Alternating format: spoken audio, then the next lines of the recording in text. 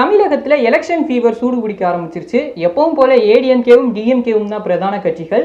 கடந்த எலெக்ஷன்ல ஒரு சின்ன மார்ஜின்ல தான் ஏடிஎம்கே ஆட்சியை பிடிச்சாங்க. இன்னும் கொஞ்சம் சொல்ல போனா 30 சட்டமன்ற தொகுதிகளில் ஓட்டு வித்தியாசம் வெறும் 2000க்கும் உள்ளதான் இருந்தது. சட்டமன்ற தேர்தலில் 2000 ஓட்டு வித்தியாசம்ங்கிறது மிக மிக குறைவு. இன்னும் கொஞ்சம் கவனமாக இருந்தால் இந்த ஓட்டு வித்தியாசத்தை அந்தந்த கட்சிகள் ரொம்ப ஈஸியாக மாற்றி அமைக்க கூட முடியும். ஸோ கடந்த எலெக்ஷனில் 2000 ஓட்டு வித்தியாசத்தில் வெற்றி தோல்வியை தீர்மானித்த ஒரு சில முக்கியமான தொகுதிகளை இந்த வீடியோவில் நான் பட்டியலிட போகிறேன்.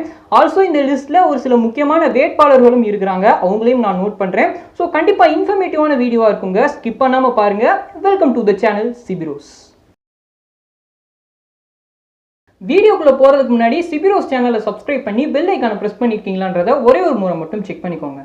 ஸோ ராதாபுரம் தொகுதி திமுக வேட்பாளரான அப்பாவு வெறும் 49 ஓட்டு வித்தியாசத்தில் வெற்றி வாய்ப்பை இழந்தார். திரு அப்பாவு ரீகவுண்டிங்கும் போனார். ஆனால் அப்பாவு தான் ஜெயித்ததாக கோர்ட் ஆர்டர் கூட வந்துருச்சு. இருந்தாலும் அவர் எம்எல்ஏ ஆகவே இல்லை. இப்போ மறுபடியும் அதே தொகுதியில் திமுக வேட்பாளராக நிற்கிறார். அடுத்ததா விடுதலை சிறுத்தைகள் கட்சி தலைவர் திருமாவளவன் வெறும் 87 ஓட்டு வித்தியாசத்துல காட்டுமன்னார் கோயில் தொகுதியை மிஸ் பண்ணாரு.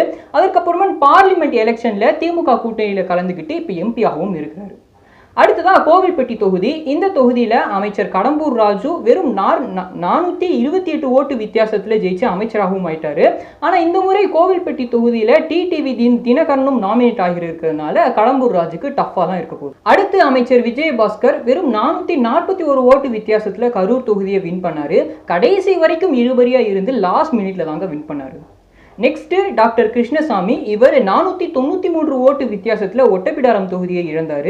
அப்போ டிஎம்கே கூட்டணியில் தாங்க இருந்தார். அப்புறம் பிஜேபிக்கு சப்போர்ட் பண்ணி ஏடிஎம்கேல சீட் கிடைக்கும்னு எதிர்பார்த்தாரு. ஆனால் இந்த எலெக்ஷனில் அவங்க சீட் கொடுக்காததுனால இப்போ சுயேட்சையாகவே நிற்கிறார். அடுத்ததான் ஆவடி தொகுதி. இந்த தொகுதியில் தாங்க மாஃபா பாண்டியராஜன் ஜெயிச்சு அமைச்சரானார். ஓட்டு வித்தியாசம் வெறும் 1395. கடைசியா அண்ணா நகர் தொகுதி. இந்த தொகுதியில ஏடிஎம்கேவோட கோகுல இந்திரா 1687 ஓட்டு வித்தியாசத்துல டிஎம்கேட்ட தோல்வி அடைஞ்சாங்க.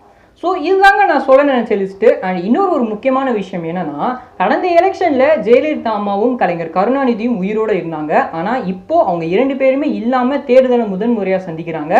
ஏடிஎம்கேலையும் இபிஎஸ் ஓபிஎஸ் கூட்டணி, டிடிவி தினகரன் கூட்டணின்னு ஸ்பிளிட் ஆகி இருக்கு. பிஜேபி இன்ஃப்ளூயன்ஸும் இருக்கு, சூழ்நிலைகள் மாறி இருக்கு. அதனால கடந்த எலெக்ஷன் மாதிரியே இப்பவும் இருக்கும்னு நம்மளால சொல்ல முடியாது. இருந்தாலும் கடந்த எலெக்ஷன்ல மாதிரியே பெரும்பாலான தொகுதிகளில் டிஎம்கேவும் ஏடிஎம்கேவும் நேரடியாகவே மோதுனாங்க. ஸோ நான் லிஸ்ட் அவுட் பண்ண இந்த தொகுதிகளில் அதிகமாக கவனம் செலுத்தினா வெற்றி வாய்ப்பு கொஞ்சம் அதிகமாகும். என்ன நடக்க போகுதுங்கிறத பொறுத்து இருந்து பார்க்கலாம். ஸோ இந்த வீடியோ பற்றி நீங்கள் என்னங்க நினைக்கிறீங்க? நான் வேறு ஏதாவது ஒரு முக்கியமான தொகுதியை மிஸ் பண்ணியிருந்தாலும் அதை கமெண்ட் பாக்ஸில் சொல்லுங்கள். அண்ட் என்னோட இந்த ஒர்க் பிடிச்சிருந்துச்சு அப்படின்னா சப்ஸ்கிரைப் பண்ணி கிட்ட இருக்கிற பெல் ஐக்கானை ப்ரெஸ் பண்ணுறதுனால மட்டும் கிடையாதுங்க. இந்த வீடியோக்கு ஒரு லைக் பண்ணுறது மூலமாகவும் உங்களுக்கு தெரிஞ்ச 4 பேருக்கு இந்த வீடியோவை ஷேர் பண்ணுறது மூலமாகவும் என்னை நீங்கள் சப்போர்ட் பண்ணலாம்.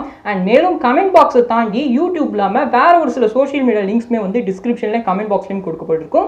ஸோ மற்ற சமூக வலைத்தளங்கள் மூலமாகவும் உங்களுடைய கருத்துக்களை என்னிடம் சேர்க்கலாம். தேங்க்ஸ் ஃபார் வாட்சிங்.